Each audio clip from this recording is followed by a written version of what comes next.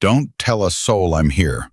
5 words, whispered by a 5-year-old boy hiding under a diner table at 5 in the morning. Barefoot, bruised, shaking so hard his teeth clicked together.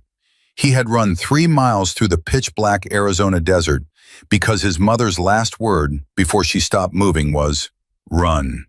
He ran. He didn't stop. He didn't cry. He had already used up every tear his body owned, somewhere between the sound of his mother hitting the floor and the darkness swallowing the road ahead. Outside, the ground started shaking.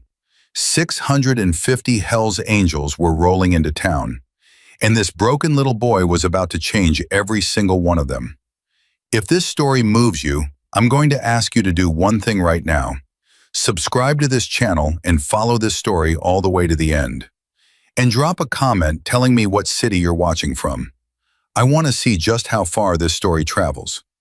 Now, let me take you back to the beginning. The call came into the Yavapai County Dispatch Center at 4:47 in the morning on a Tuesday in July. Martha Dean, 63 years old, owner of the Sunrise Diner on Gurley Street in Prescott, Arizona, said she had a situation. "What kind of situation?" the dispatcher asked. "There's a child under my table," Martha said. "A little boy, maybe 5. He's alone, no shoes, and he won't let me touch him." The dispatcher asked if the child was injured. Martha paused. "He's not bleeding," she said, "but something's wrong. Something's very wrong." She wasn't trained in any of this. She'd run a diner for 31 years. She made coffee before the sun came up and locked the doors after the last trucker left. She knew how to handle drunks, broken plates, and bad tips. She did not know how to handle a 5-year-old boy hiding beneath booth number 9 with the look of someone who had already given up on being saved. His name was Ethan Cole, but Martha didn't know that yet. All she knew was that when she bent down to pick up a sugar packet she dropped near the back corner, 2 eyes stared at her from the dark space beneath the table. Not startled, not confused, watchful, like a child who had practiced being invisible. Martha's hand froze. "Sweetheart," she whispered, "how did you get in here?" Ethan didn't answer. "Are you hungry?" Nothing. Martha lowered herself slowly to one knee. Her joints cracked, her apron dragged against the floor. She kept her voice soft. She kept her hands where he could see them. "I'm Martha," she said. "This is my place. Nobody's going to hurt you here." That was when Ethan finally spoke, not to answer her question, not to ask for help.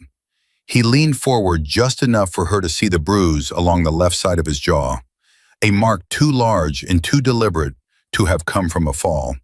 And he said, "Don't tell a soul I'm here." Martha Dean had buried a husband, raised 4 children, survived a flood that took her first diner, and rebuilt from nothing. She had never once in her life felt the ground drop out from under her the way it did in that moment. She didn't call the police right away. She called her daughter. Her daughter told her to call the police. Then Martha stood up, locked the front door, turned the sign to closed, and did the only thing that made sense to her. She made a pancake. She slid it under the table on a paper plate. Ethan looked at it like it might be a trap. "It's just a pancake," Martha said. "That's all it is." He reached for it with both hands. His fingers were trembling, not from cold, from everything. Martha sat on the floor beside the booth. She didn't try to pull him out. She didn't ask more questions. She just sat there, a 63-year-old woman on a tile floor at 5 in the morning, keeping watch over a child who had clearly been running from something that should never exist in a child's world. 14 minutes later, Deputy Ray Salcido arrived. He was young, 26, 2 years on the job. He walked in expecting a lost kid, maybe a sleepwalker, maybe a runaway from one of the campgrounds east of town. What he found was Martha Dean sitting on the floor with tears running down her face, and a little boy pressed so far into the corner of the booth that he looked like he was trying to disappear into the wall. "Hey, buddy," Salcido said, crouching low. "I'm Deputy Ray. I'm here to help." Ethan pulled his knees tighter to his chest. Can you tell me your name? No answer. That's okay, you don't have to talk. But can you tell me, is someone looking for you? Ethan's eyes moved to the door, fast, automatic, then back to the deputy, and the deputy understood. That glance wasn't hope. It was surveillance. This child wasn't wondering if someone was coming to find him. He was terrified that someone already was. Salcedo stepped back. He keyed his radio and said, I need a welfare check. Possible domestic. Child is approximately 5 years old, showing signs of physical abuse. No ID, no parent present. He came in alone. Dispatch responded, Copy. Any name? Martha, who had been gently talking to Ethan for the past 20 minutes, finally got one word out of him. Ethan, she told the deputy. His name is Ethan. It took dispatch 11 more minutes to connect the name to an address. When they did, the air in the room changed. The Cole residence, 1740 Iron Springs Road. 3 prior domestic disturbance calls. 3, all within the past 18 months. Every single one involving Travis Cole, husband, father, and the kind of man who only showed his true face behind closed doors. Call 1. A neighbor reported screaming at 11 p.m. When officers arrived, Emily Cole answered the door with a smile and said everything was fine. Travis stood behind her with his arms crossed. No charges filed. Call 2. Emily showed up at the urgent care clinic with a fractured wrist. She told the doctor she fell off a step stool. The doctor noted in the file that the fracture pattern was inconsistent with a fall. He flagged it. Nobody followed up. Call 3. Ethan's kindergarten teacher called CPS after the boy came to school with a bruise on his back, shaped like the sole of a boot. A caseworker visited the home. Emily said Ethan had fallen from a tree. Travis was calm, polite, and cooperative. The case was marked unsubstantiated and closed within 30 days. 3 calls, 3 chances, 3 failures. And now a 5-year-old boy was sitting under a diner table in the dark because the system designed to protect him had looked the other way every single time. Deputy Salcedo requested a unit be sent to the Cole residence immediately. He asked for a supervisor. He asked for medical. Then he stood in the middle of the diner and looked at Martha and said something she would never forget. How does this keep happening? Martha didn't answer. She didn't have one. At 5:38 a.m., Sheriff Mark Halstead was woken by a phone call. Halstead was 57, built like a man who'd spent his life outdoors, and had been running the Yavapai County Sheriff's Office for 9 years. He'd handled drug busts, standoffs, and one case involving a mountain lion inside a preschool.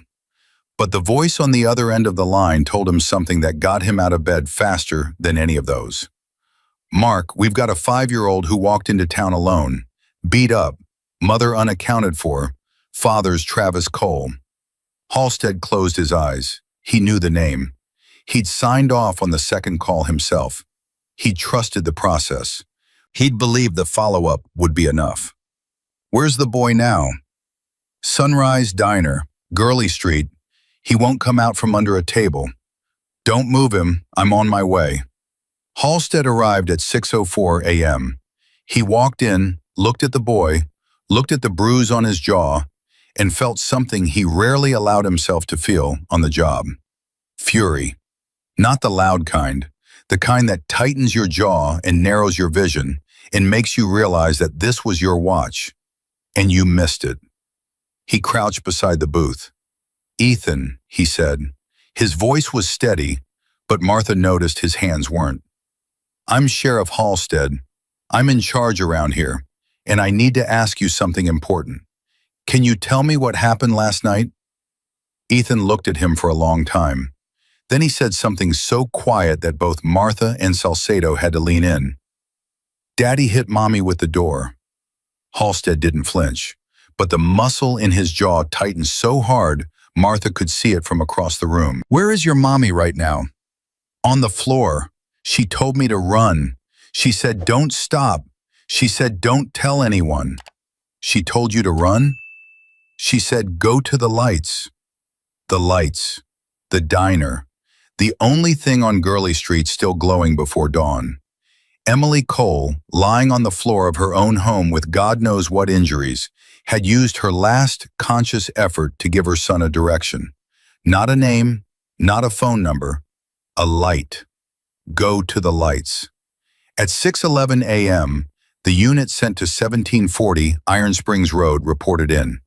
The front door was open, blood on the kitchen floor.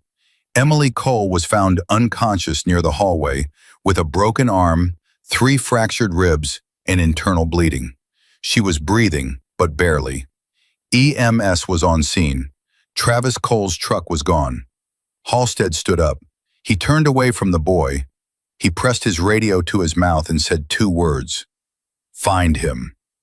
Every unit in the county got the alert. Travis Cole, white male, 31, 6'2", 220, driving a dark blue Chevy Silverado. Considered dangerous. Wanted in connection with aggravated assault, domestic battery, and child endangerment. Prescott is a small town, 19,000 people.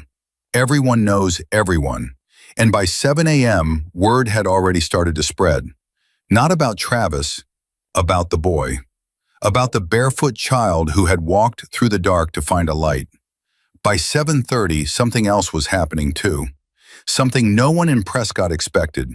The ground was shaking. Not from an earthquake, not from construction, from engines, hundreds of them. A deep, rolling thunder that rattled the windows of every building on Whiskey Row and turned heads on every corner. 650 Harley-Davidsons were pouring into Prescott from the south. Hell's Angels, full patches, riding in formation, 2 abreast, filling the road from shoulder to shoulder. They were headed to their annual run in Nevada, and Prescott was a scheduled fuel and food stop. For the people of Prescott, it was a wall of noise and black leather and everything they'd ever been told to be afraid of. Store owners pulled their signs inside. A woman at the gas station grabbed her daughter's hand and walked quickly to her car. 2 men standing outside the barber shop crossed their arms and shook their heads. Trouble, one of them said. Every damn year, the other agreed. They were wrong, but they didn't know that yet. At the head of the formation rode Jack Griffin. Everyone in the club called him Griff. He was 54 years old, president of the Prescott chapter, and had been riding since he was 17. His hair was dark blonde going silver. His shoulders were wide enough to block a doorway. His hands were scarred from decades of engine work and a few things he didn't talk about. He had a voice like gravel being poured into a steel drum, and a way of looking at people that made most of them decide not to finish whatever sentence they'd started. But Griff was not what people assumed. He had buried a son, 11 years old. Leukemia. That was 2009. He never talked about it. He never had to. Every man in the club knew, and every man in the club understood that something had broken in Griff that year, and something else had been built in its place.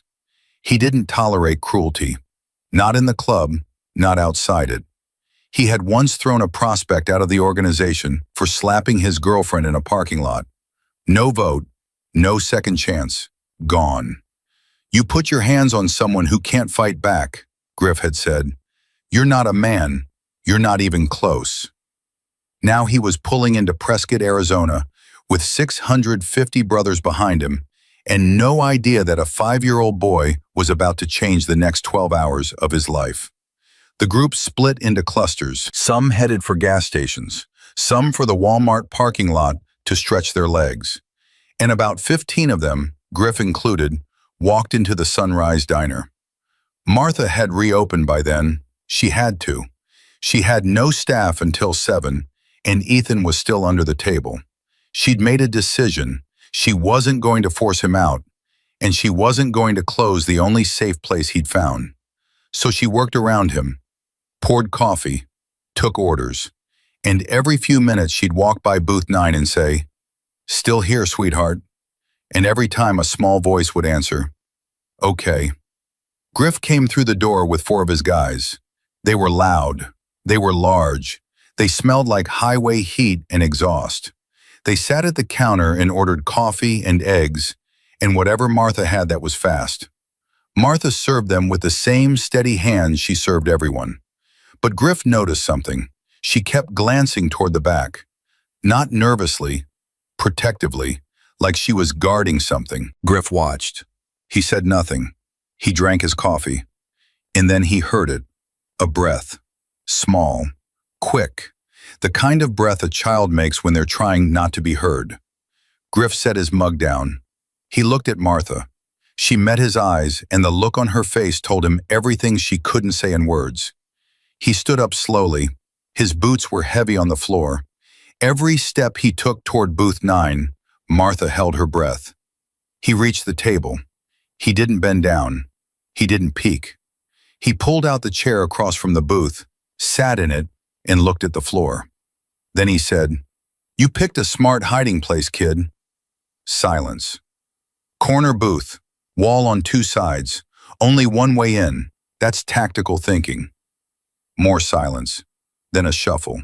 2 pale blue eyes appeared at the edge of the table, just barely, watching, measuring. And then Ethan asked the question that would crack something open inside Jack Griffin that he'd been keeping sealed for 15 years. "Are you mean?" Griff didn't smile. He didn't laugh. He didn't soften his expression into something fake and reassuring. He answered the way he answered everything. Straight. "I can be." Ethan stared at him. "But not to kids," Griff added. "Never to kids." Ethan's chin trembled. Not because he was scared, because he was deciding. He was 5 years old, and he was running a calculation in his head that no child should ever have to run. Is this person safe? He looked at Griff's leather vest, at the patches, at the skull and wings embroidered across his chest, at the heavy rings on his fingers. "You look scary," Ethan said. "I know," Griff said. "My dad looks normal." The words hit the room like a bullet. Martha turned away. One of the bikers at the counter put his fork down. Nobody moved. Griff leaned forward just slightly and said, "Some of the worst people I've ever known look just fine on the outside." Ethan held his gaze. "My dad hurts Mommy." It wasn't a confession. It wasn't a plea. It was a fact. Delivered with the flatness of a child who had said it before, maybe to himself, maybe to no one, and had never once been heard. Griff's jaw locked. His hand resting on the table closed into a fist.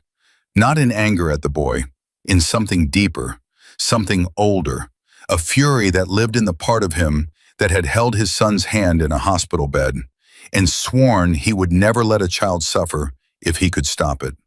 He opened his fist. He placed his palm flat on the table, close to the edge where Ethan could see it. "Nobody's going to hurt your mom again while I'm sitting here," Griff said, "and nobody's going to touch you. You promise?"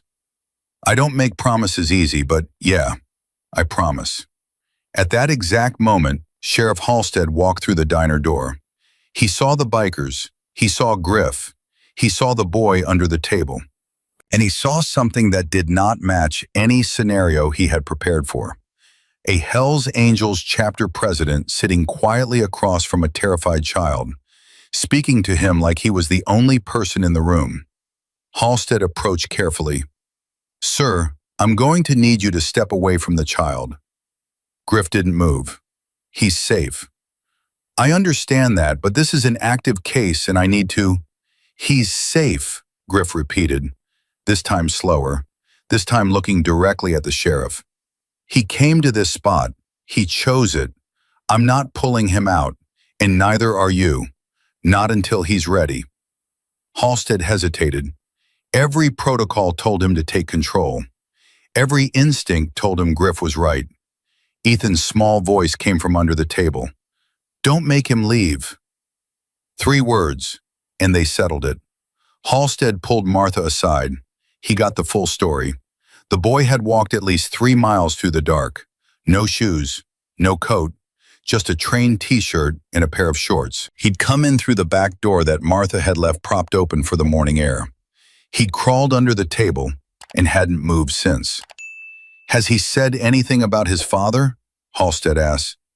Enough, Martha said. Her voice cracked. Enough to break your heart.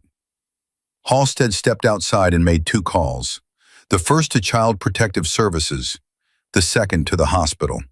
Emily Cole was in surgery, broken arm set, 3 ribs stabilized, internal bleeding controlled but serious. She was alive, barely. Travis was still missing. Halstead walked back inside. He looked at Griff. He looked at Ethan. And then he did something that surprised even himself. He sat down at the table across from the booth, right next to the man every badge-carrying officer in Arizona had been trained to distrust, and said, I need your help. Griff raised an eyebrow. The boy's father is out there. He's dangerous. He's unpredictable. And he knows this town better than I'd like. What are you asking me?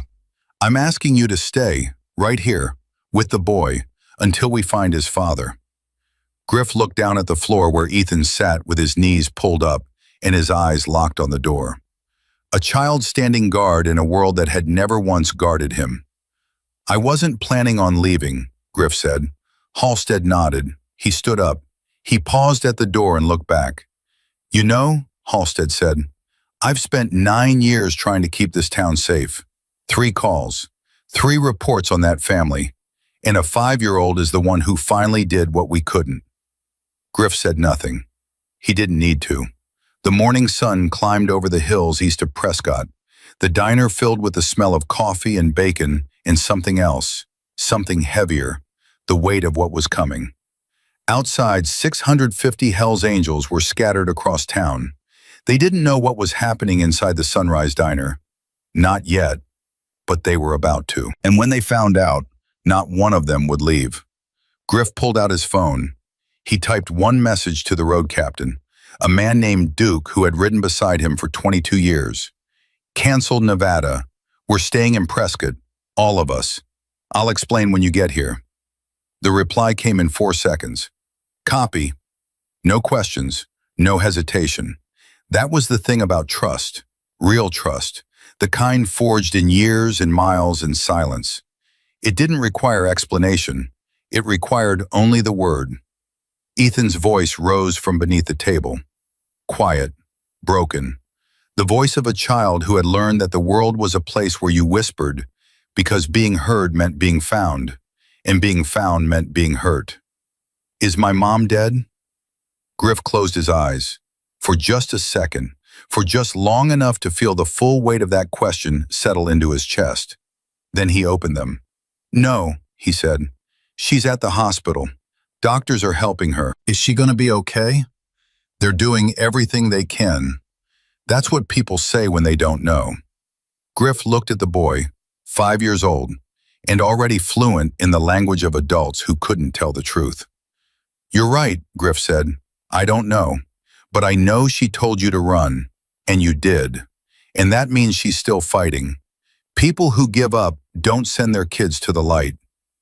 Ethan's lower lip pressed tight. His eyes filled, but he didn't cry. He had already used up every tear his small body had to offer, sometime in the dark hours before dawn, somewhere between his house and this diner, somewhere between the sound of his mother's body hitting the floor and the sight of a light glowing at the end of a long, black road. He didn't cry, but he reached one hand out from under the table. Griff took it, and he held it like it was the most important thing he had ever held in his life. Griff held the boy's hand for 6 minutes without saying a word. He counted, not because he was watching the clock, but because silence with a child that broken required patience measured in real time. And Griff had learned long ago that the difference between presence and performance was whether you could sit still when everything in you wanted to move. Ethan's grip was tight, too tight for a 5-year-old, the kind of grip that said, I've held on to things before and they were taken from me. At 7:42 a.m., Duke walked through the door of the Sunrise Diner. Duke was 51, 6'4", 260 pounds, bald, with a beard that touched his chest, and a voice so deep it sounded like it came from underground. He had been Griff's road captain for 22 years. He had never once questioned an order from Griff. Not because he was a follower, because in 22 years, Griff had never once been wrong when it mattered. He saw the boy under the table. He saw Griff sitting still as stone. He saw Martha behind the counter, wiping her eyes with the back of her hand. And he understood. He didn't ask what happened. He sat down at the counter, ordered coffee, and waited. Griff looked at him. Where are the others? Gas station, Walmart lot, some at the park. Everybody's asking about Nevada. Nevada's off. Duke nodded. I told them. They want to know why. Bring them here, not all of them, the officers, chapter presidents, sergeants at arms, everyone who makes decisions. How many? All of them. Duke left his coffee untouched and walked out. 15 minutes later, 23 men filed into the Sunrise Diner. They filled every booth and lined the counter. Martha poured coffee without being asked. She didn't charge a single one of them. She couldn't. Her hands were shaking too hard to work the register. Griff stood up. He looked at the men who had ridden with him through desert heat and mountain snow and every kind of trouble a man could find on the American road. And he told them. He told them about a boy who ran 3 miles barefoot in the dark. He told them about a mother who used her last breath to say 2 words. Go. Run. He told them about a father who broke his wife's arm and ribs and left her bleeding on the kitchen floor. He told them about 3 calls to the police that changed nothing. 3 chances the system had to stop it. 3 failures that put a 5-year-old child under a diner table at 5 in the morning with nothing but a whisper and a bruise. He didn't raise his voice. He didn't have to. When he finished, the room was silent. Not the polite kind of silent, the dangerous kind. The kind where 23 men with scarred knuckles and long memories are calculating the same thing at the same time. A man named Roach, sergeant at arms from the Flagstaff chapter, spoke first. Where's the father? In the wind. Sheriff's looking. Sheriff had 3 chances. I know. And the boy? Griff stepped aside. From under the table, 2 pale eyes watched 23 men in black leather stare back. Roach's face changed. It didn't soften. Men like Roach didn't soften. It shifted. Something behind his eyes rearranged itself, and what came forward was not sympathy. It was recognition. Roach had grown up in a house with a father who used his belt for more than holding up his pants. He had never told anyone in the club. He didn't need to. Half the men in that room carried the same invisible scars. What do you need? Roach asked. Griff looked at all of them. I need a wall.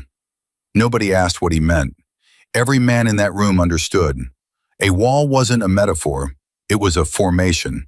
It was bodies between a threat and a target. It was the oldest form of protection known to man. Stand here, don't move, let nothing through. I want every brother in this town on the street within the hour, Griff said. Nobody rides out. Nobody goes to Nevada. We stay in Prescott until this is finished. All 650? Duke asked. All 650. Duke pulled out his phone. Within 90 seconds, the message had gone to every road captain in the convoy. Within 5 minutes, it had reached every member. Within 20, the first groups began arriving on Gurley Street. They came in clusters of 10 and 20. They parked their bikes along the sidewalks, in the parking lots, in the alleys. They stood on corners and leaned against walls and filled the doorways of every building within 3 blocks of the Sunrise Diner. They didn't shout. They didn't pace. They simply existed, massively, unmistakably, immovably. The people of Prescott watched from behind their curtains and through their shop windows, and they were afraid. Of course they were. They had been taught to be afraid. Television had told them what bikers were. Movies had shown them. Newspaper headlines had confirmed it year after year. And now 650 of them had descended on their town and weren't leaving. A woman named Carol Brandt called the sheriff's office at 8:15 a.m. There are bikers everywhere, she said. They're blocking the streets. They're intimidating people. When are you going to do something? The deputy who took the call didn't know what to say, because Sheriff Halstead had already spoken to Griff, and what Halstead understood, what the town did not yet understand, was that 650 Hell's Angels were not the threat today. They were the response. Inside the diner, Ethan hadn't moved, but something had changed. He was watching the men come in. He was watching them take up space. He was watching them look toward him, not with pity, not with false cheerfulness, but with something he had never seen directed at him before. Attention without violence. Strength without cruelty. The presence of large, powerful men who were not going to hit anyone he loved. Griff sat back down across from the booth. "Still with me, kid?" Ethan nodded. "Those men out there, they're my guys." "All of them?" "All of them." "Why are they here?" Griff chose his next words carefully. Not because Ethan couldn't handle the truth, because the truth was the only thing this boy deserved, and it had to be said right. "Because you're here," Griff said. Ethan blinked. "They don't even know me." "They don't have to. My dad says nobody cares about other people's kids." "Your dad's wrong about a lot of things." Ethan went quiet. He looked down at his scraped knees, at the dirt between his toes, at the cold pancake he'd eaten with his bare hands an hour ago. Then he said something that made Martha, who was eavesdropping from behind the counter, press her fist against her mouth to keep from sobbing. "I thought I was going to die last night." Griff's entire body went rigid. His knuckles whitened on the edge of the table. For 3 full seconds, he couldn't speak. Not because he didn't know what to say, because his throat had closed around a grief so old and so deep that it ambushed him without warning. His son, 11 years old, bald from chemo, saying the exact same words from a hospital bed in Phoenix. "I thought I was going to die." He breathed through it. He always breathed through it. "But you didn't," Griff said. "No." "You know why?" Ethan shook his head. "Because you ran. When everything told you to freeze, you moved. That's not luck, Ethan. That's guts. And you're 5 years old with more guts than most grown men I know." Ethan's chin lifted. Just barely. Just enough. At 9:20 a.m., Halstead came back into the diner. His face was drawn tight. He pulled Griff aside, far enough from the table that Ethan couldn't hear, but Griff made sure the boy could still see him. "We got a report," Halstead said. "Travis was spotted at a gas station in Chino Valley 20 minutes ago, heading back this way."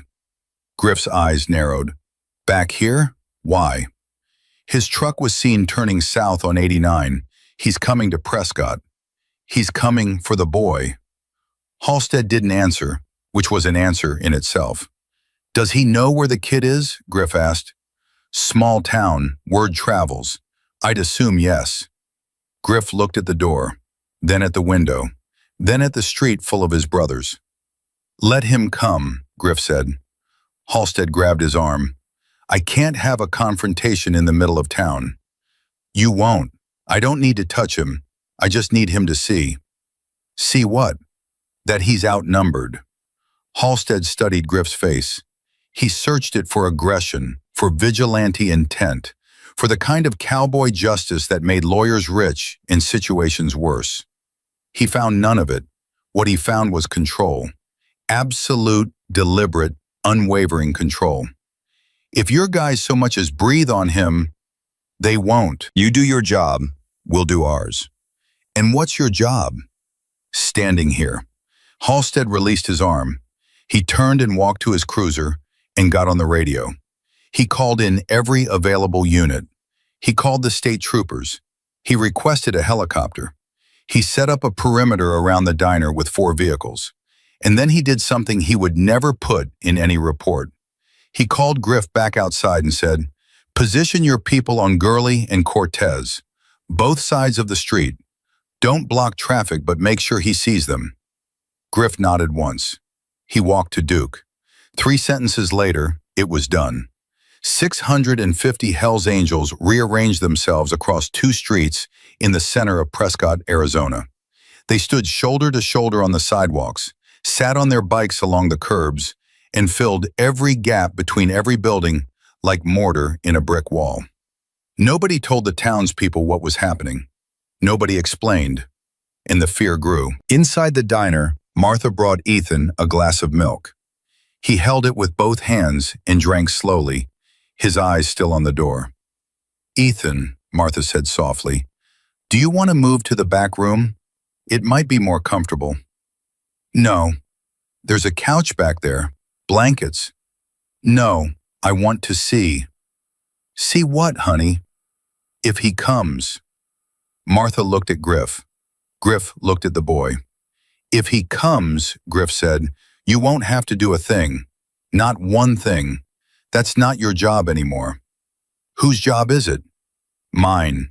Ethan put the glass down. "You swear?" "On everything I've got." The boy nodded. He pulled his knees up again, wrapped his arms around them, and rested his chin on top. He looked like a photograph of something that should never exist. A child at war, negotiating peace terms with a stranger because every familiar face had failed him. At 10:05, a woman walked into the diner. She was 40, maybe 45, dressed in a gray pantsuit, carrying a leather binder. Her name tag read, Jennifer Walsh, Department of Child Safety. She looked at the bikers. She looked at the boy. She looked at Martha. "I'm here for Ethan Cole," she said. Griff stood up. "He's here." Walsh looked him up and down. Leather vest, club patches, the skull, the wings. She pressed her lips together. "And you are?" "The guy who's been sitting with him for the past 4 hours while your department was doing paperwork." Walsh's face tightened. "Sir, I understand this is emotional, but I have a protocol. Your protocol left him under a table. 3 reports, 3 visits, 3 times your people walked away. So you'll excuse me if I'm not in a hurry to hand him over to the 4th try. I'm not here to debate the history of this case. Then don't. Just know that this kid doesn't trust suits and badges. He trusts the people who stayed." Walsh opened her mouth to respond, but a voice from under the table stopped her. "Are you taking me away?" Walsh crouched down. Professional smile. Practiced tone. "Hi, Ethan. I'm Jennifer. I'm here to make sure you're safe." "I am safe." "I can see that, but we need to take you somewhere." "I'm not going." Walsh looked at Griff. Griff raised both hands. "Don't look at me. That's all him." Halstead intervened. He pulled Walsh aside and explained the situation. The father returning, the perimeter, the fact that the boy had chosen this spot, and moving him now could cause more trauma than leaving him where he was. Walsh listened. She didn't agree, but she also didn't overrule the sheriff. Not yet. She sat in a booth near the back, opened her binder, and began making notes. Every few minutes she looked at Ethan, and every time Ethan looked back at her with eyes that said, "I've seen people like you before. You write things down, and then you leave."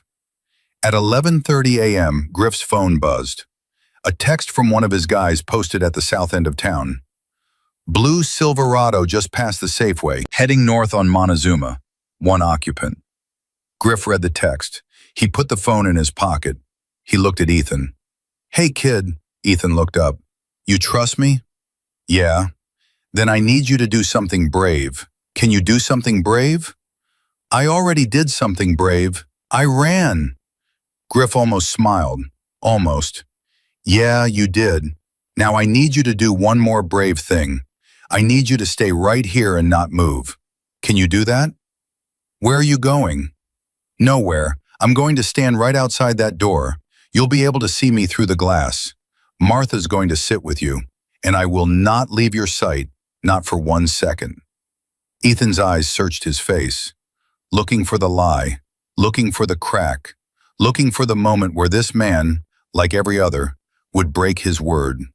He didn't find it. "Okay," Ethan said. Griff stood. He buttoned his vest.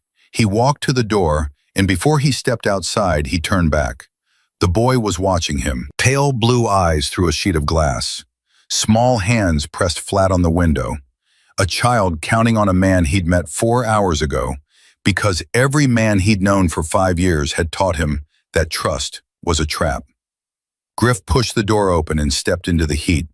Duke was already at his side. Silverado? 2 minutes out, Duke cracked his neck. You want me to?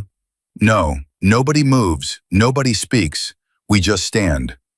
And if he gets out of the truck, he won't get far. 12 blocks south, Travis Cole turned onto Gurley Street. He was driving fast. His knuckles were white on the steering wheel. His right hand was swollen, the hand he'd used on Emily 8 hours ago. He had a plan. It was a simple plan because Travis Cole was a simple man in the worst possible way. Get the boy, leave the state, disappear. He didn't know about the wall. He turned the corner and saw the first line of them, 50 bikers on the right side of the street, standing, arms at their sides, watching his truck approach. His foot came off the gas.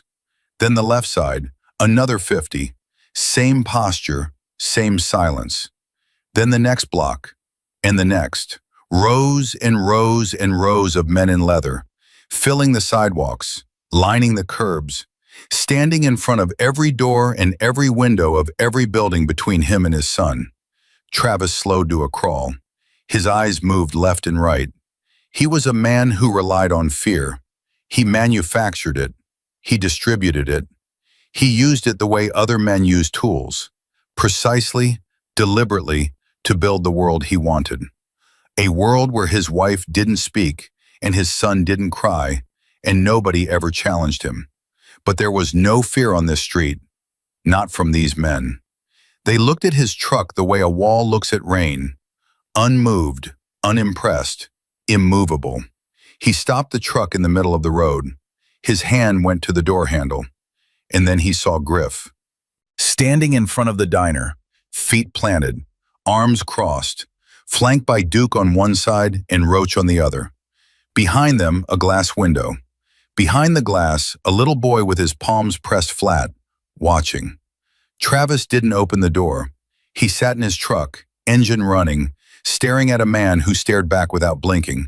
And for the first time in his adult life, Travis Cole understood what it felt like to be the smallest person in the room. Halstead's cruiser pulled up behind the Silverado. 2 state troopers boxed him from the sides. Lights on, no sirens. Halstead walked to the driver's window. Step out of the vehicle, Travis. Travis didn't move. Step out, now. His eyes went to the diner one more time, to the boy in the window, his son, the child he thought belonged to him the way a tool belongs to its owner. Ethan didn't look away. He pressed his palms harder against the glass, and he didn't blink. Travis opened the door. He stepped out. Halstead spun him around and put him face down on the hood of his own truck. The handcuffs clicked. Left wrist, right wrist. The sound echoed off the buildings and carried down the silent street where 650 men stood watching. Not one of them cheered. Not one of them moved.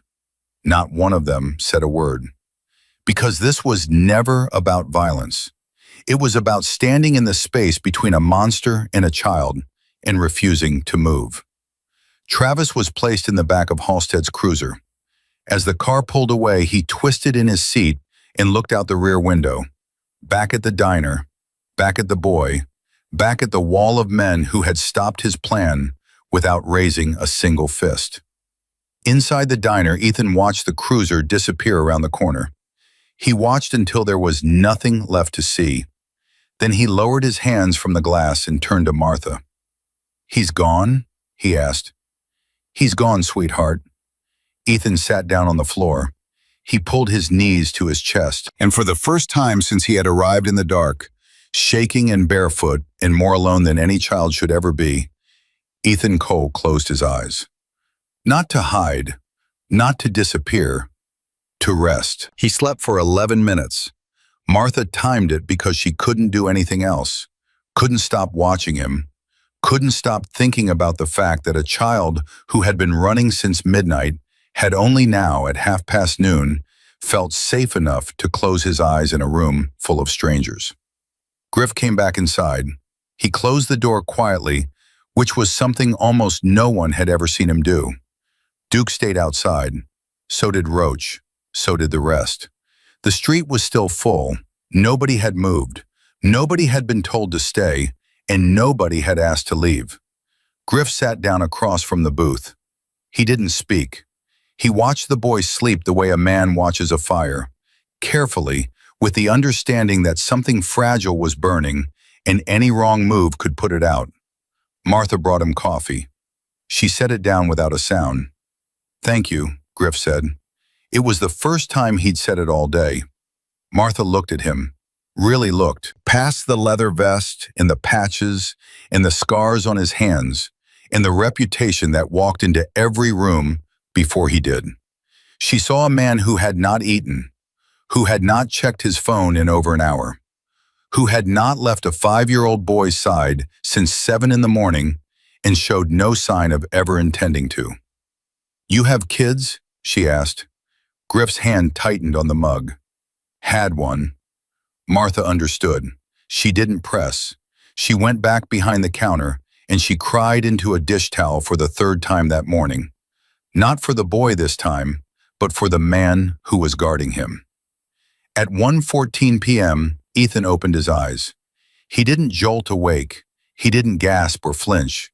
He opened his eyes slowly, looked at the ceiling, then turned his head and found Griff exactly where he'd been before. "You're still here," Ethan said. "Told you I would be." Ethan sat up. He rubbed his eyes with the backs of his dirty hands. "I'm hungry." Martha was already moving. Grilled cheese, tomato soup, a glass of milk. She had it ready in 4 minutes, and she slid the plate under the table because Ethan still hadn't come out, and she wasn't about to ask him to. He ate like he hadn't eaten in days. Maybe he hadn't. Griff watched him and said nothing, but his jaw worked the way it did when he was holding something back.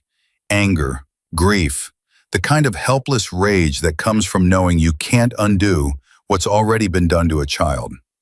"Griff," Ethan said between bites. "Yeah. Is that your real name?" "It's the name people call me." "What's your real name?" "Jack." Ethan considered this. "Jack's a normal name." "I'm a normal person." "No, you're not." Griff almost laughed. "Fair enough." Ethan picked up a piece of his sandwich and held it out toward Griff. "You want some?" 23 chapter officers had offered Griff food all morning. He'd refused every one. But when a 5-year-old boy held out half a grilled cheese from under a diner table, Griff took it. He ate it, and something in the room shifted, as if sharing a meal was a contract older than any law on any book. "Ethan," Griff said, "there are some people who want to take you to see your mom." Ethan stopped chewing. His eyes went sharp. "What people?" "The woman from before, Jennifer, and probably some doctors." "I don't want to go with her." "I know. She's going to put me somewhere." Griff set down his coffee. "What do you mean?" "Like a place. Without my mom. My mom told me about it. She said if the police came, they'd take me to a place." Griff felt his chest tighten. Emily Cole, beaten, broken, terrified, had been so deeply failed by the system that she had warned her own son to fear the people meant to help him. She had taught him to hide not just from his father, but from everyone. Because in her experience, no one had ever made things better. They had only made things different. And different was just another word for gone. "Listen to me," Griff said. He leaned forward. His voice was low but firm. "Your mom is alive. She's in a hospital. She wants to see you. And I am going to make sure, personally, that when you walk into that hospital, nobody separates you from her. You hear me?" "How can you do that? You're not the police." "No, I'm not." "Then how?" Griff looked at the door. Outside, Duke stood with his arms crossed. Behind him, the street was still lined with men. "Because I have 650 friends," Griff said, "and every single one of them is going to make sure you get to your mom." Ethan stared at him, processing, calculating, running that impossible math again, the one where a child measures the weight of a promise against every promise that was ever broken before. "Okay," Ethan said, "but you come with me." "Deal." At 1:40 p.m., for the first time since 4:30 that morning, Ethan Cole crawled out from under booth number 9. Martha saw it first. She stopped mid-pour and set the coffee pot down so hard it cracked the glass. She didn't notice. She was watching a boy stand up on 2 bare, dirty feet and look around the diner as if he were seeing it for the first time, which, in a way, he was. He had arrived in the dark. He was leaving in the light. He was small, painfully small. The train on his t-shirt was barely visible under the dirt. The bruise on his jaw had darkened to purple. His hair was matted, and his eyes were red, and he looked like exactly what he was, a child who had been through something that no amount of grilled cheese or promises or leather-clad guardians could fully undo. But he was standing. Griff stood with him. He extended his hand. Ethan took it. Jennifer Walsh approached from her booth in the back. She had her binder under her arm and a look on her face that was half professional concern and half genuine surprise. She hadn't expected the boy to come out on his own. "Ethan," she said, "we're going to take you to the hospital to see your mom. I'll be with you the whole time." Ethan didn't look at her. He looked at Griff. "He's coming," Ethan said. It wasn't a request. Walsh opened her mouth to object. Protocol was clear. Unrelated civilians were not permitted to accompany minors during a CPS transfer. But before she could speak, Sheriff Halstead stepped through the door. "Let him go," Halstead said. Walsh turned. "Sheriff, I can't allow—" "Jennifer, that boy walked 3 miles in the dark to get away from his father. He hasn't let go of that man's hand in 6 hours. If you try to separate them right now, you will traumatize that child more than he already has been, and I will personally write that in my report. Let him go." Walsh looked at Halstead. She looked at Griff. She looked at the boy gripping the biker's hand like it was the only solid thing left in the world. She closed her binder. "Fine, but he rides with me." "I'll follow," Griff said. "On a motorcycle?" "On my motorcycle." They walked out of the diner together, Walsh in front, Halstead beside her, Griff behind them with Ethan's hand in his. And when they stepped into the afternoon heat, Ethan stopped. The street was still full. 650 men, standing, sitting, leaning against walls and bikes in each other, silent, present. A wall of leather and steel and scarred hands and hard faces, and not one trace of the cruelty that Ethan had been taught to expect from men who looked powerful. Ethan stared. His hand tightened around Griff's fingers. "They're all still here?" he whispered. "Yeah. For me? For you." A man near the corner, a 40-year-old prospect from Tucson named Miguel, who had 3 daughters and a restraining order against his own father, looked at the boy and nodded once. That was all. One nod. But Ethan nodded back, and then the man next to Miguel nodded, and the one next to him, and the one after that. Down the line, one by one, 650 men acknowledged a 5-year-old boy with the only gesture that mattered. "I see you." Ethan's chin trembled. He pressed his face into Griff's side and held on. Walsh's car was parked in front of the diner. She opened the back door. Ethan looked at the seat, then at Griff. "You're right behind me?" "Right behind you, close enough to see you through the window." Ethan climbed in. Walsh buckled him. His feet didn't reach the floor. He turned in his seat and pressed his face to the rear window, and Griff walked to his bike and straddled it and kicked the engine to life. And the sound of that single Harley was louder in that moment than all 650 had been riding into town that morning. Duke appeared beside him. "I'm coming." "I didn't ask." "I know." Roach pulled up on his other side. Then 3 more. Then 10. Then 30. Without a word, without an order, without a plan, a convoy began to form behind Walsh's silver sedan. Bikes fell into line 2 abreast, rumbling at idle, filling the street with a low, steady thunder that vibrated in the chest, in the gut, in the bones. Walsh looked in her rearview mirror and saw 50 motorcycles behind her, then 100, then more than she could count. She picked up her phone and called Halstead. "Sheriff, I have a situation." "What situation?" "I have approximately 200 bikers following me to the hospital." Halstead paused. "Is the boy calm?" Walsh looked in the mirror again.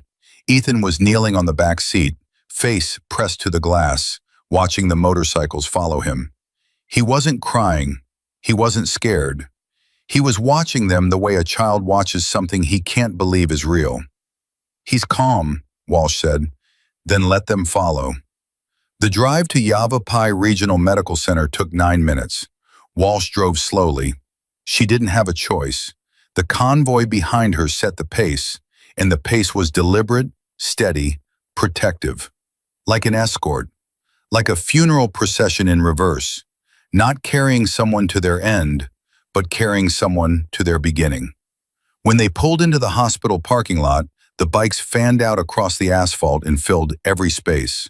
Staff came to the windows to watch. Patients in wheelchairs rolled to the lobby doors. A nurse on break dropped her cigarette and stared. Walsh parked near the entrance. She opened the back door. Ethan climbed out and immediately looked for Griff. He found him 10 feet away, pulling off his helmet. "You came," Ethan said.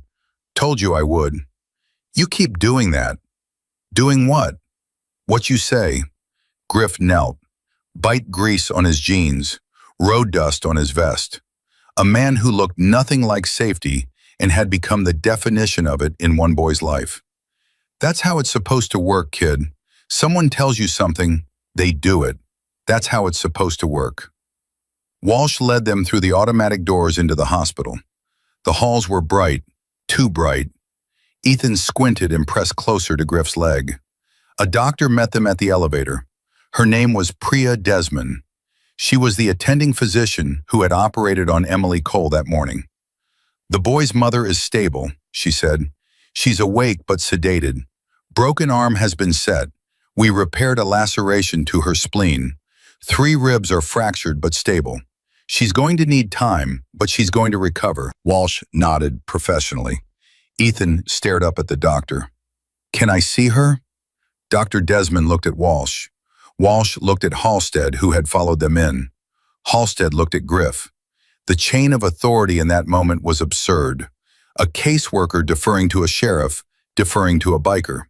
But every single one of them knew that the only authority that mattered right now was the boy's need to see his mother alive. 5 minutes, Dr. Desmond said. "She's fragile." They walked down the corridor to room 314. Walsh held the door open. Griff stopped at the threshold. "This is yours," he said to Ethan.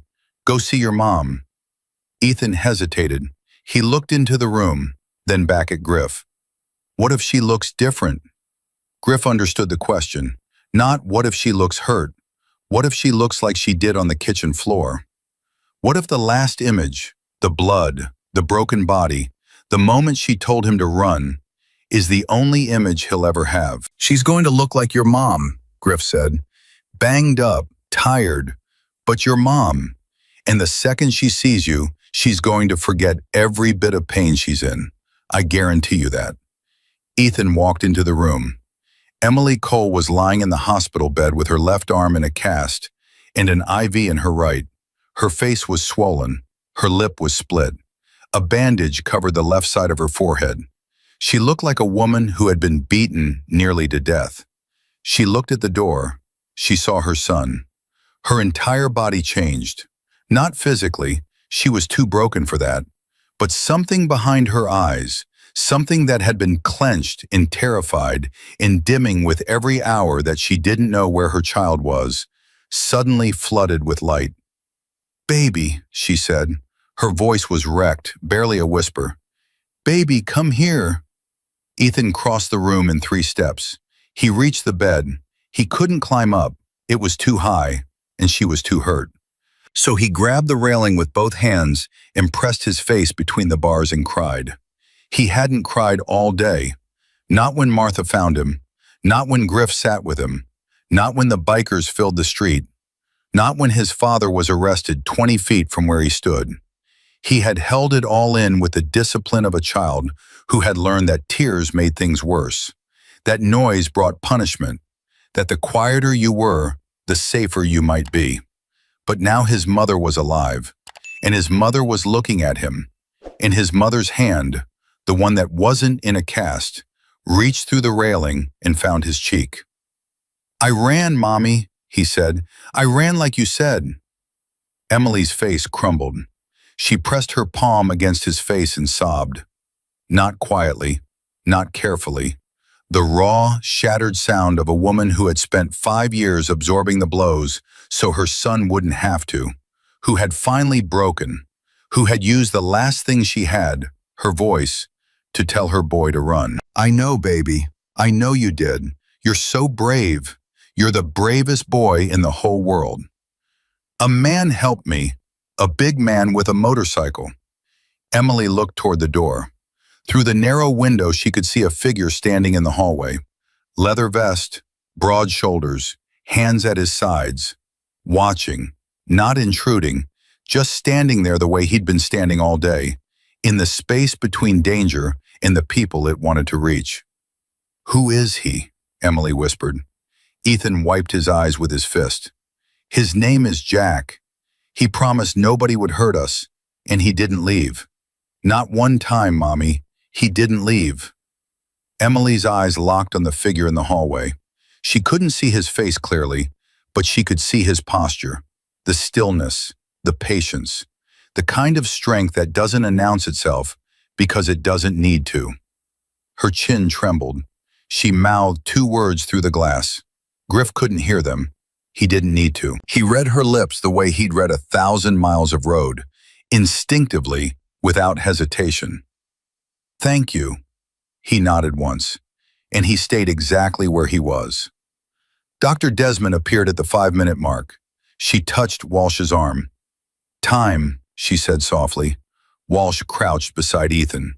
"Sweetheart, we need to let your mom rest." "No. She needs sleep to get better." "I'm not leaving her." Emily gripped his hand through the railing. She looked at Walsh. "Please, let him stay. I'll sleep better with him here." Walsh looked at Dr. Desmond. The doctor hesitated. Then she pulled a chair to the bedside. "He can stay, but he needs to let her rest." Ethan climbed into the chair. It was too big for him. His feet hung over the edge. He held his mother's hand through the railing and watched her face like a sentry watches a gate. Alert, focused, unwilling to look away because looking away was how everything bad had always started. In the hallway, Griff leaned against the wall. Duke stood beside him. Neither spoke.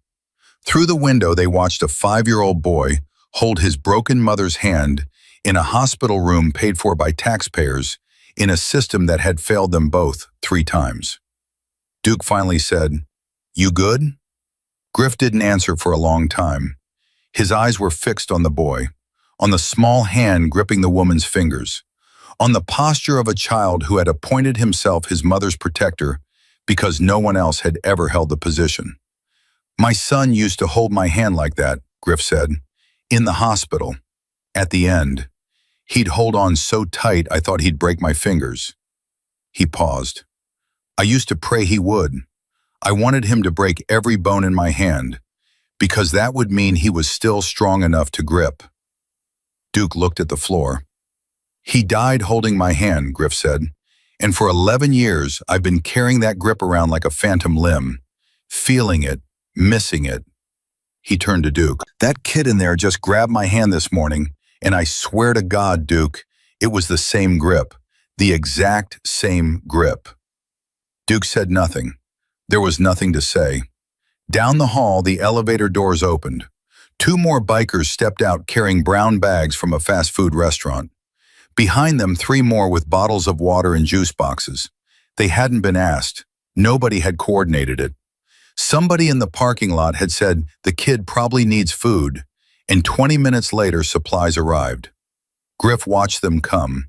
He watched them set the bags at the nurse's station and nod politely and walk back to the elevator without a word. Men in leather vests and heavy boots delivering juice boxes to a children's ward in a county hospital because a boy they'd never met needed something, and needing something was enough. He closed his eyes and tipped his head back against the wall. Behind him, through the glass, Ethan's grip on his mother's hand finally loosened. His breathing slowed. His head dropped to one side. He was asleep. Emily was crying, silently, her body shaking with the effort of keeping quiet so she wouldn't wake him. Her broken ribs screamed with every sob she swallowed. But she didn't make a sound.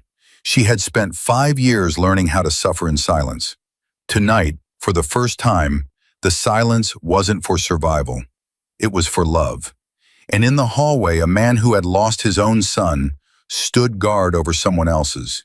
And he did not leave. And he did not waver.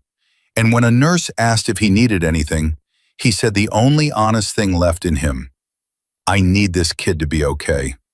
The nurse looked at him, leather, patches, skull and wings, and she put her hand on his arm and said, "He's going to be, because of you." Griff shook his head. "Not because of me, because he ran.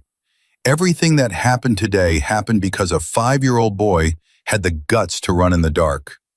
I just answered the door." The hospital settled into its evening rhythm around them. Shift change, footsteps, the low beep of monitors behind closed doors. Griff hadn't moved from the hallway outside room 314 in over 2 hours. Duke had gone downstairs twice, once for coffee, once to update the men in the parking lot. Both times he came back with the same report. Nobody had left. 650 Hells Angels were still scattered across the hospital grounds and the surrounding blocks, leaning on their bikes, sitting on curbs, smoking in the designated areas, and sometimes in the non-designated ones. A hospital security guard had asked a group of them to move away from the emergency entrance. They moved, politely, without a word. The security guard later told his wife it was the strangest day of his career. At 4:15 p.m., Ethan woke up. Griff heard it through the glass, a small cough, the shift of a body in a vinyl chair, and then a voice. "Mommy?" Emily stirred. The sedation was wearing thin, and every movement cost her. But she opened her eyes and found her son immediately, the way mothers do, the way they always do, even when their body is broken and their mind is fogged and every nerve is screaming. "I'm here, baby. I thought I dreamed it." Dreamed what? That you were alive. Emily pressed her lips together so hard they went white. She reached through the railing and touched his hair. "Not a dream. I'm right here. I'm not going anywhere." Ethan sat up in the chair. He looked toward the door. Through the window, he could see Griff still standing in the hallway, still in the same spot, still watching. "He's still there," Ethan said. Emily followed his gaze. "The man with the motorcycle?" "Jack. His name is Jack. Mommy, he has 650 friends. They all came because of me." Emily's eyes filled, not with sadness, with something more complicated. Gratitude tangled with shame. Relief knotted with the particular humiliation of knowing that a stranger had done in one morning which she hadn't been able to do in 5 years. Protect her son. "Why?" she whispered. "Why would they do that?" I asked him that too. He said, "They don't have to know me." Emily turned her face toward the wall. Her shoulders shook. The monitor beside her beeped faster, and a nurse appeared in the doorway within 30 seconds. "Mrs. Cole, you need to stay calm. Your blood pressure—" "I'm fine." "Ma'am, I said I'm fine." The nurse looked at Ethan, looked at Emily, made a note on her chart and left. Griff waited until the nurse passed, then leaned into the doorway. He didn't step inside. "Everything okay?" Ethan turned to him. "My mom's crying." "I can see that. Is she okay?" "She's okay. Moms cry when they're happy too, especially when their kid is safe." Emily wiped her face with the back of her good hand. She looked directly at Griff for the first time, without the barrier of glass between them. Up close, he was exactly what she would have crossed the street to avoid 24 hours ago. Every inch of him said danger. The vest, the patches, the scars, the jaw that looked like it had been broken and reset more than once. But his eyes told a different story. And Emily Cole had spent 5 years learning to read what men carried behind their eyes. "Come in," she said. Griff hesitated. He looked at Walsh, who was sitting in a chair at the end of the hallway, pretending to read her binder, but watching everything. "Please," Emily said. He walked in. He stood at the foot of the bed. He didn't sit. Men like Griff didn't sit in hospital rooms. Not since 2009. "My son says you kept him safe," Emily said. "He kept himself safe. I just sat nearby." "That's not what he says." "He's 5. He exaggerates." Ethan shook his head vigorously. "I don't exaggerate." Griff's mouth twitched. Not quite a smile. Close. Emily studied him. She had a question.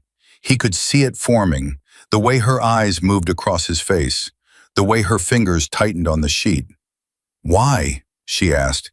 "You don't know us. You were passing through. Why did you stop?" Griff was quiet for a long time, not because he didn't know the answer, because the answer was buried in a part of him that he'd sealed shut years ago.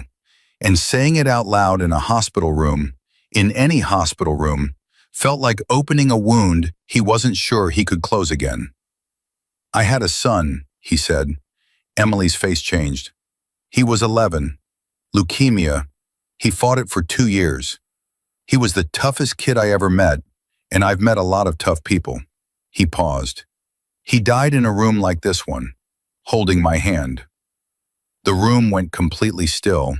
Even the monitors seemed to quiet. "After that, I made a rule, not a club rule, a personal one. If a kid needs help and I'm in the room, I don't leave the room. Simple as that." Emily's chin buckled. "What was his name?" "Caleb." "That's a beautiful name. He was a beautiful kid." Ethan had been listening to every word.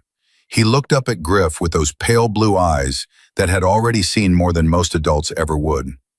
"Was he brave like me?" Ethan asked. Griff felt it hit him, right in the center of his chest. A blow harder than any fist he'd ever taken, more precise than any pain he'd ever known.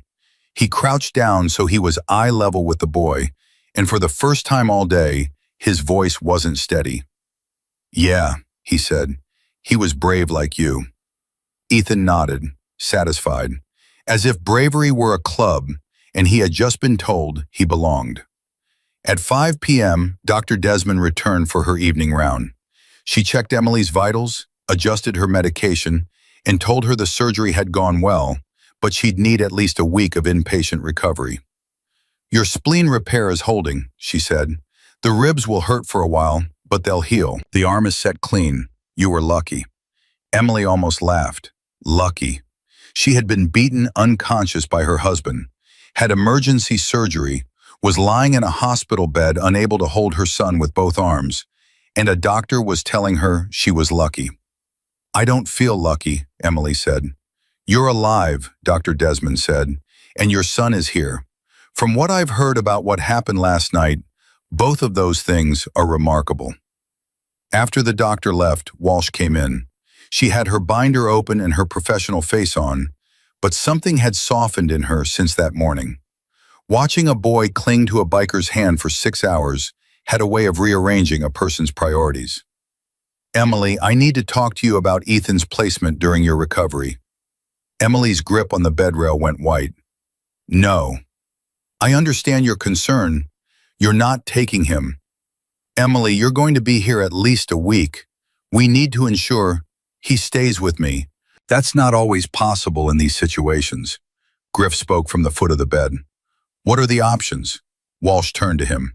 She still wasn't entirely comfortable addressing a Hells Angels president about child welfare protocol, but the day had long since stopped following any protocol she recognized. Typically, when a parent is hospitalized and the other parent is incarcerated, we place the child with a relative. If no relative is available, we look at temporary foster placement. "No," Emily said, her voice cracked. "No foster, please. He can't. You don't understand what that would do to him. He just got safe. For the first time in his life, he feels safe. If you take him to strangers..." "Emily, I'm trying to help." "Then help by not taking my son." The room held its breath. Walsh turned to Griff. Does she have family in the area? Ask her, Griff said. She's right there. Walsh looked back at Emily. Emily shook her head slowly.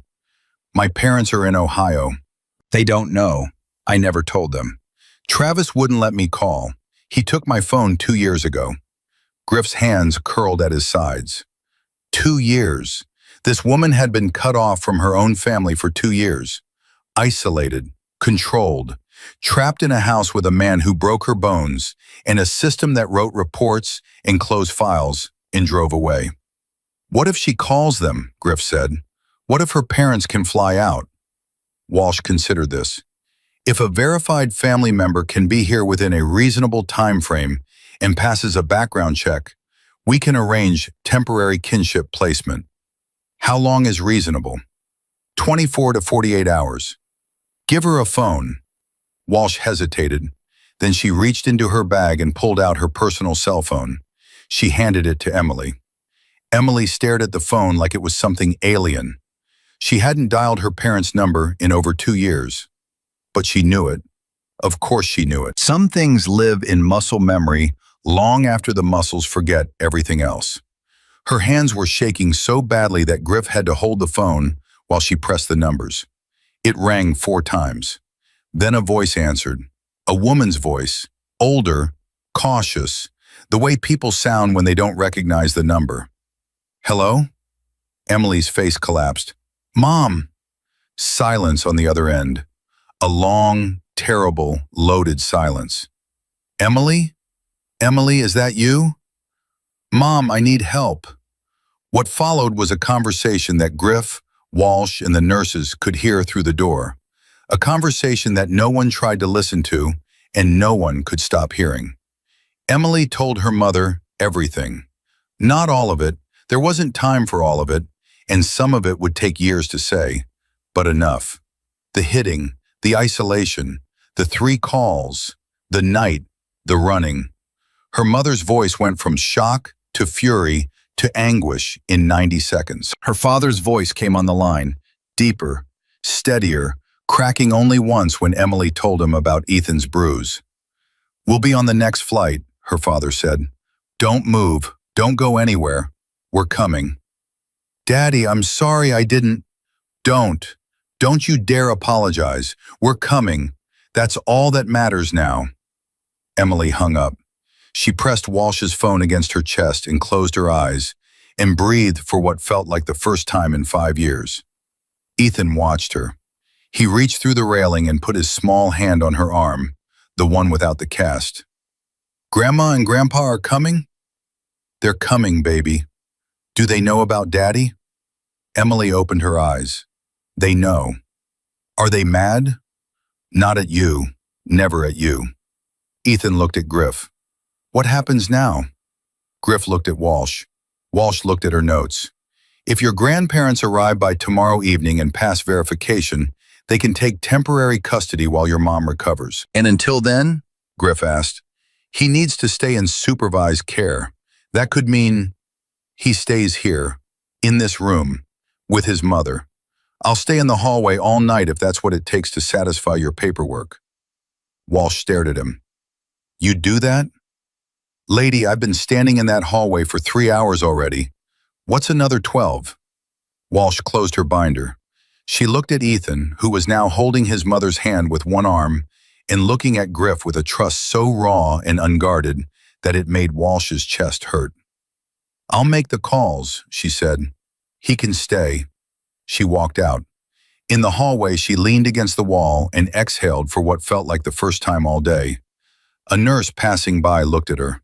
You okay? I've been doing this job for 14 years, Walsh said. I have never once had a day like this. At 6:30 p.m., Griff went downstairs, not because he wanted to, because Duke told him he had to eat or he was going to fall over, and Duke didn't make idle threats. The cafeteria was closed, but someone had set up a table in the lobby. Burgers from a grill in the parking lot, bottled water, bags of chips, a hand-lettered sign on a piece of cardboard that said, "For the boys' people." Griff stopped. Who set this up? A biker named Tommy from the Phoenix chapter shrugged. The lady from the diner showed up about an hour ago, brought food. The nurses helped. Martha Dean, of course. Griff sat down and ate a burger. He ate it fast without tasting it, the way men eat when they've forgotten about food for 12 hours and their body finally overrides their mind. Duke sat across from him. How's the kid? Stable. His mom's awake. Grandparents are flying in from Ohio. Good. Duke paused. Griff, the guys want to know the plan. What plan? For tonight, tomorrow. We were supposed to be in Nevada by now. Some of these guys rode from Oregon, some from Montana. They canceled runs, shifted work schedules, burned vacation days.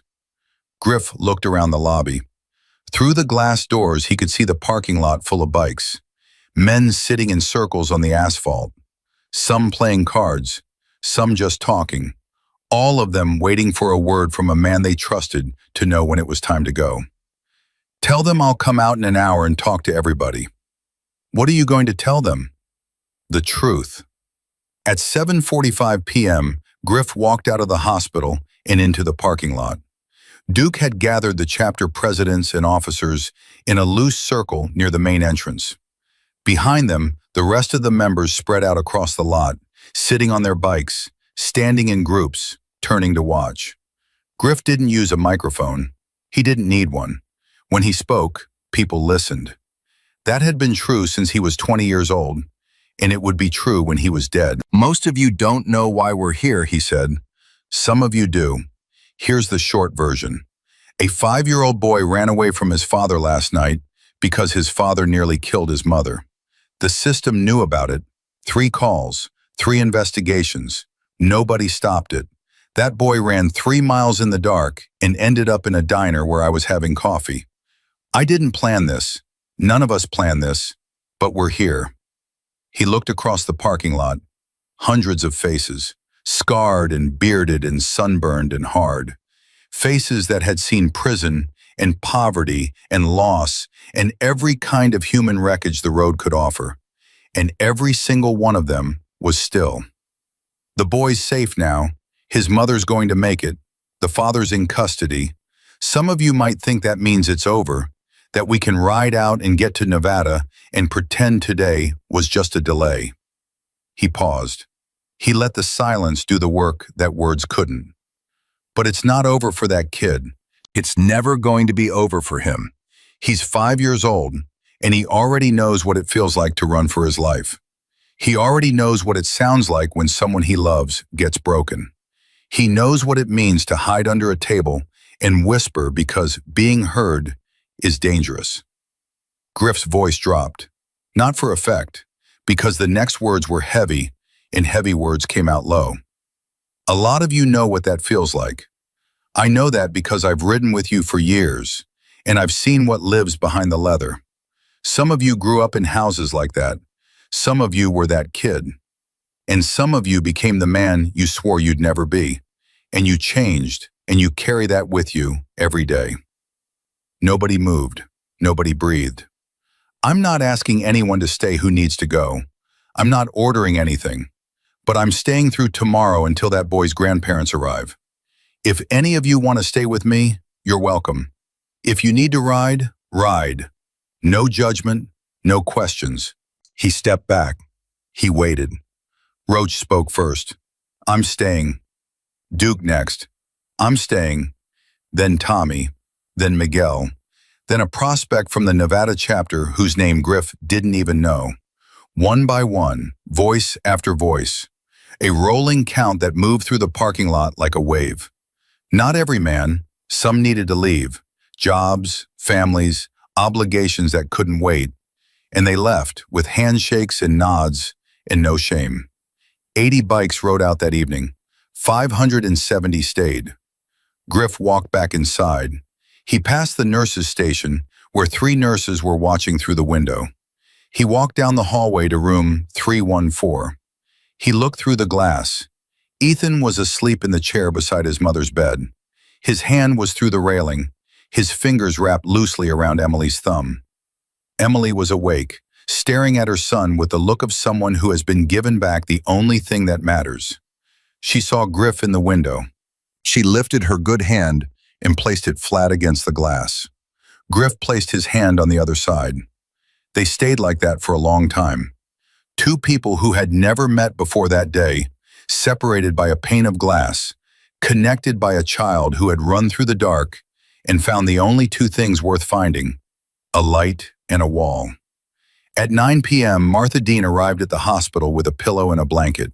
She walked up to Griff, handed them to him and said, "If you're going to sleep in a hallway, you're going to do it properly." Griff took them. "How's the boy?" Martha asked. "Sleeping." "And you?" "Standing." Martha looked at him for a long time. Then she reached up.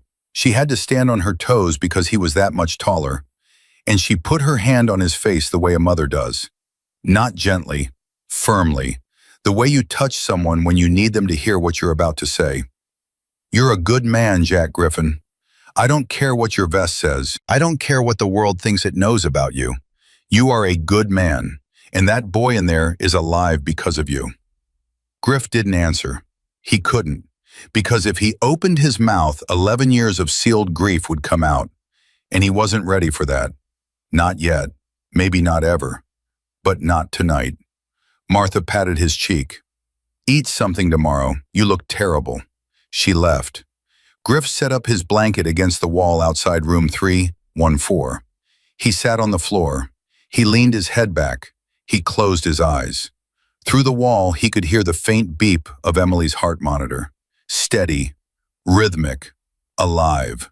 Downstairs in the parking lot, 570 Hells Angels settled in for the night. Some slept on their bikes. Some spread bedrolls on the pavement. A few found their way to nearby hotels, but most stayed within sight of the hospital entrance.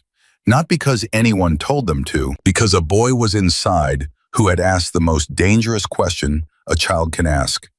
"Are you mean?" And they had answered it with the only answer that mattered. "No, not to you, never to you." And Griff, sitting on a hospital floor with a borrowed pillow and a 63-year-old woman's blanket, finally allowed himself to feel the full weight of the day. He felt it settle into his bones and his blood and the empty space where his son used to live. He felt it press against the wall he'd built around that space, and for the first time in 11 years, the wall didn't hold. He cried, quietly, the way men cry who have forgotten how. The way men cry who have promised themselves they never would again. With his fist pressed against his mouth and his shoulders shaking, and his eyes shut tight against a grief that didn't diminish with time, it only learned to wait. He cried for Caleb, for the hand that had gone cold in his, for the 11 years of empty rooms and full highways, and the desperate, furious miles he'd ridden, trying to outrun a loss that rode faster than any bike ever built. And he cried for Ethan, for the boy who had run barefoot in the dark, for the grip that felt the same, for the pale blue eyes that asked, "Are you mean?" And then decided, without evidence, without history, without any reason at all, to trust him. He cried until he was empty. Then he wiped his face with the back of his hand, folded the blanket under his head, and lay down on the hospital floor outside the room where a 5-year-old boy slept holding his mother's thumb through the bars of a hospital bed.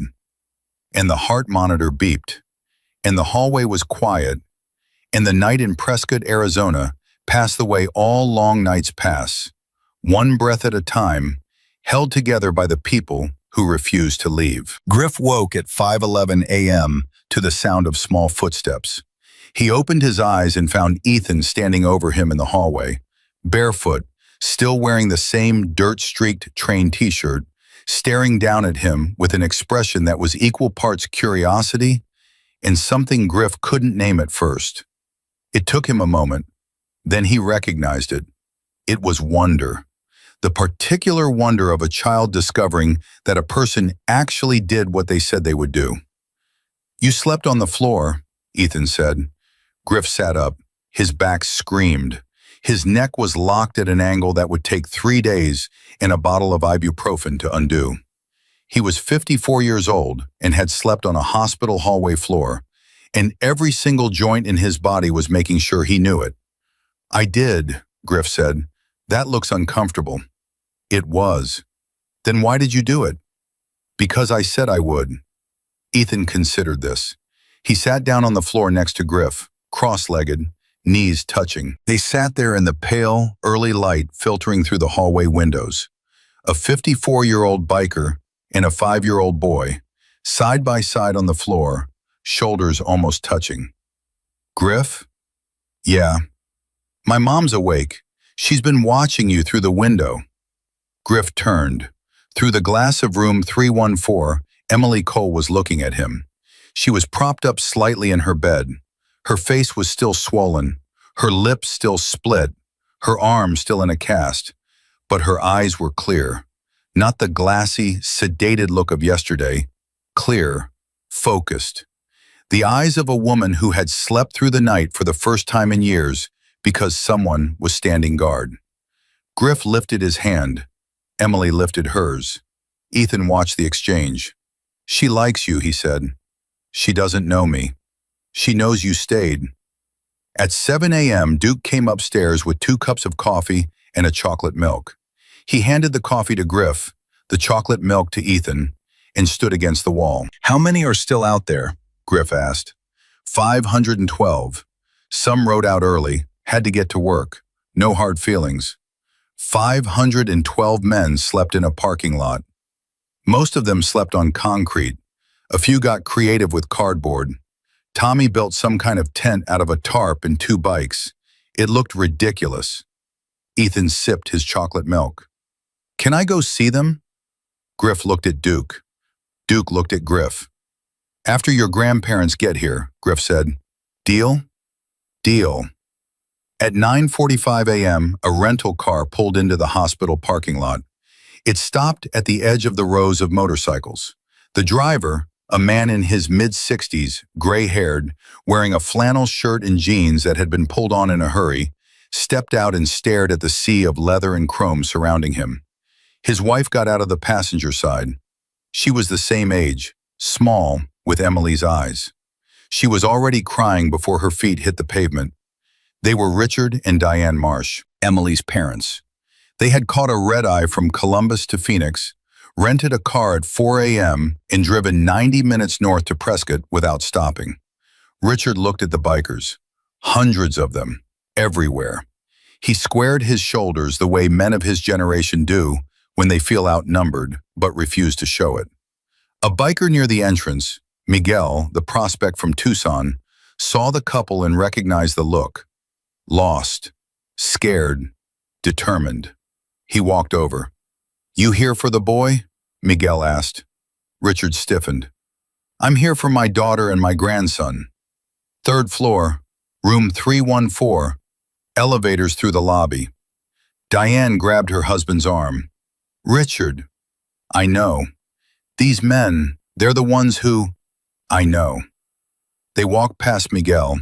Diane stopped. She turned back. She looked at this man, tattoos, leather vest, boots, every visual cue that would have made her cross the street in any other city on any other day. And she said, "Thank you." Miguel nodded. He didn't trust his voice. He had 3 daughters at home, and the thought of any one of them in Emily Cole's position made something in his chest seize so tightly he couldn't breathe. Upstairs, Griff saw them coming down the hallway. He knew who they were before they said a word. The woman had Emily's face 25 years forward. The man had the walk of a father who had just discovered he had failed to protect his child and was trying to carry that knowledge without collapsing under it. Griff stepped aside from the door. Richard looked at him, took him in. The vest, the patches, the skull and wings. He stopped. "You're the one who stayed with Ethan." "I am." Richard's jaw worked. His eyes were red. He extended his hand. Griff took it. The handshake lasted 3 seconds longer than normal. The kind of grip between 2 men who understand that words aren't enough, but have nothing else to offer. "My daughter," Richard started. "She's strong. She's going to be okay." And your grandson is the bravest person I've met in a long time." Diane pushed past both of them. She opened the door to room 314 and walked in, and the sound that came out of that room when she saw her daughter, the sound Emily made when she saw her mother, was something that no one in that hallway would ever forget. It wasn't a word. It wasn't a scream. It was the raw, guttural release of a woman who had been drowning for 5 years and had just been thrown a rope. "Mommy," Emily said. 31 years old, lying in a hospital bed with broken bones and a ruptured spleen, and she said "mommy" the way her own son said it, like it was the only safe word left. Diane climbed halfway onto the bed. Nurses would have stopped her. Nobody stopped her.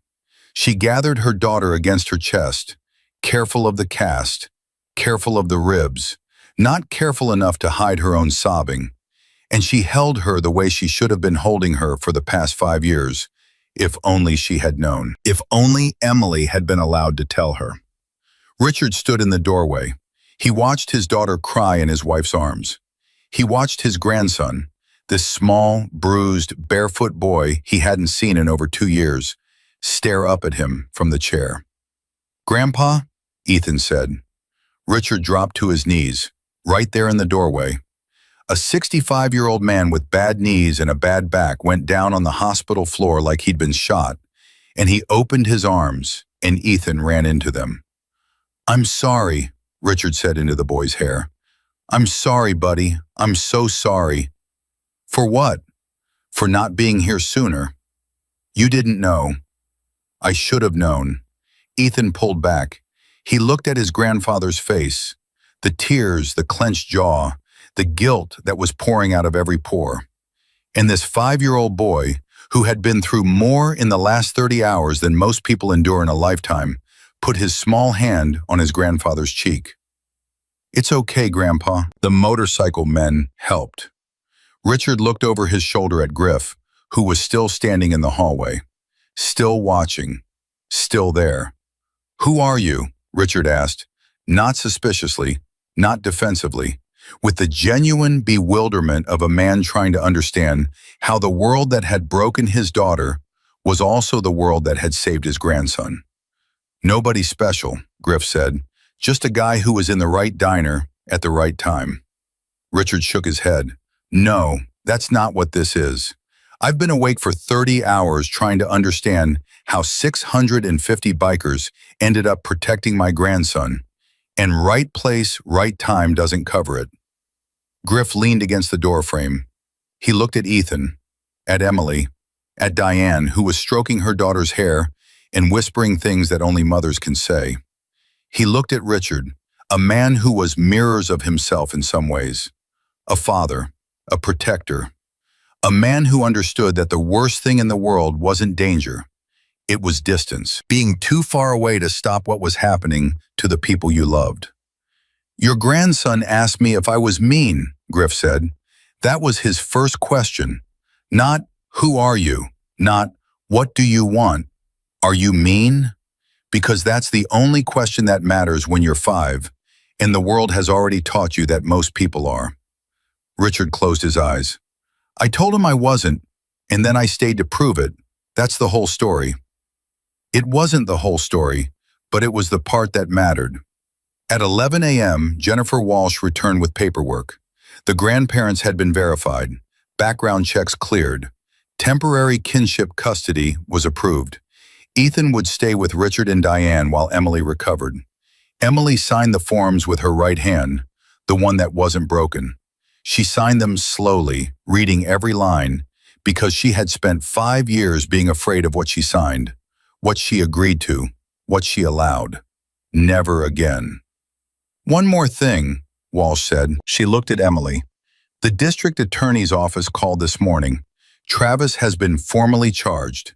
Aggravated assault, domestic battery, child endangerment, flight from prosecution. Given the history and the severity of the injuries, they're requesting no bail." Emily stopped breathing. "No bail?" Richard asked. "No bail. He stays in custody pending trial. And Emily, they want your testimony, and Ethan's, if you're willing." Emily looked at her son. He was sitting on her bed now, his legs dangling over the side, drinking the rest of his chocolate milk. He looked back at her. "What does that mean?" Ethan asked. "It means they want us to tell people what Daddy did." "The truth?" "The truth." "I can do that." Emily's face crumbled. Not in grief, in something else entirely. Pride. The ferocious, aching pride of a mother watching her child stand up when every force in his short life had tried to push him down. "I know you can, baby," she said. "I know you can." At noon, Griff told Duke it was time. Duke nodded. He went downstairs. He walked through the lobby, through the parking lot, and he told the men, "Griff's coming down. We're riding out." 512 Hells Angels stood up. They brushed off the concrete dust in the parking lot gravel. They pulled on their vests and their helmets and their gloves. They checked their oil and their tires and their mirrors. And they waited. Griff went to room 314 one last time. He stood in the doorway. Emily was sitting up, supported by Diane. Richard was in the chair. Ethan was on the bed. "I'm heading out," Griff said. Ethan's head snapped toward him. "What?" "Your grandparents are here. Your mom's safe. It's time for me to go." Ethan climbed off the bed. He walked across the room to Griff, and he stood in front of him. This tiny boy in a dirty t-shirt, barefoot, looking up at a man who was 5 times his size and had become, in the span of one impossible day, the safest person he had ever known. "Will I see you again?" Griff knelt. He put his hands on Ethan's shoulders. "I don't know, but I want you to know something. What you did, running in the dark, finding that diner, trusting me when you had no reason to, that wasn't luck. That was you. That was all you. And you're going to be okay. Not because I say so, because you've already proved it." "I'm scared." "Of what?" "That when you leave, it all goes back." Griff's heart broke. Clean. Complete. The way a bone breaks when it's been fractured too many times and finally gives up pretending it's whole. "It doesn't go back," Griff said. "You know why? Because your mom knows now. Your grandparents know. The sheriff knows. The whole damn town knows. It doesn't go back to the dark when that many people are watching. You promise?" "I promise." Ethan threw his arms around Griff's neck. He held on the way he'd held on all day, with everything he had, with a grip that said, don't go, please don't go." And Griff held him back. He held this boy the way he wished he could have held his own son one more time, the way he held Caleb at the end, with both arms and all his strength, and the full, devastating knowledge that holding on is sometimes the only prayer that matters. "People think you're scary," Ethan said into his neck. Griff closed his eyes. "Most do." Ethan pulled back. He looked at Griff's face, at the scars and the hard jaw and the eyes that carried grief like cargo. "You were the safest thing here." Griff couldn't speak. He physically could not form words. He pressed his forehead against Ethan's, just for a moment, just long enough to feel the boy's breath on his face, just long enough to memorize it. Then he stood up. He looked at Emily. She was crying. Diane was crying. Richard had turned his face to the wall. Griff nodded once. He turned. He walked down the hallway. He did not look back. Not because he didn't want to, because if he looked back, he wouldn't leave. And the boy needed to learn that people could leave without it being a betrayal. That someone could walk away and it could still mean love. He took the elevator down. He walked through the lobby. He pushed through the glass doors and stepped into the parking lot. 512 men stood waiting. Griff walked to his bike. He threw his leg over the seat. He gripped the handlebars. Duke pulled up on his left, Roach on his right. "Nevada?" Duke asked. Griff looked up at the hospital. 3rd floor, room 314. He couldn't see through the window from here, but he knew the boy was watching. He could feel it the way he could feel the road through his handlebars, instinctively, bone deep, without question. "Nevada," Griff said. He kicked the engine. The Harley roared to life. Behind him, 511 engines followed. The sound was enormous. It filled the parking lot and rolled through the streets of Prescott and echoed off the hills and carried into the open desert like thunder from a storm that had already passed. They rolled out in formation, two abreast, filling the road from shoulder to shoulder, passing through the center of Prescott the same way they'd arrived. Loud, visible, impossible to ignore. The people of Prescott stood on their sidewalks and watched. Some of them still saw what they had always seen: leather, patches, danger. They didn't know the full story. They hadn't been in the diner at 5 in the morning. They hadn't watched a man sit on a cold floor for hours because a boy asked him not to leave. They hadn't seen the wall of 650 men who stood between a monster and a child without raising a single fist. But some of them knew. Martha Dean stood outside the Sunrise Diner with her arms crossed and tears running freely down her face. Deputy Salcedo, who had been first on scene, stood beside his cruiser and watched the convoy pass. Sheriff Halstead, parked at the intersection, lifted 2 fingers off his steering wheel as Griff rode by. Griff returned it. Nothing more, nothing less. Upstairs in room 314, Ethan Cole stood on a chair at the window. Diane held his waist so he wouldn't fall.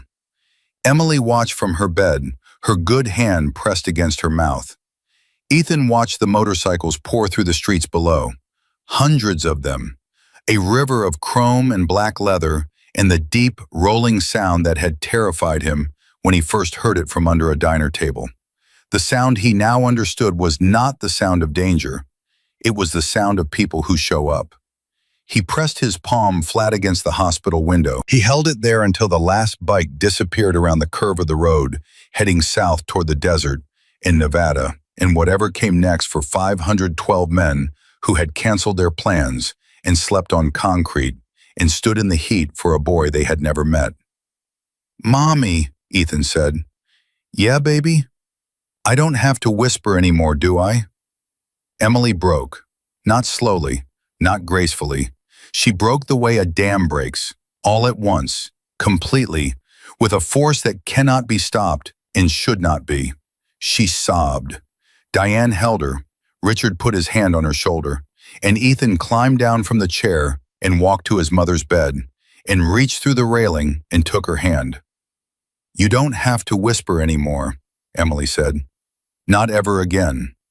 And on a highway cutting through the Arizona desert, Jack Griffin rode with the wind tearing at his face and the sun burning through his visor, and a feeling in his chest that he hadn't felt in 11 years. Not happiness, not peace, something simpler and more dangerous than either. Hope. He had buried his son. He had sealed that grief behind a wall so thick he thought nothing would ever break through it again.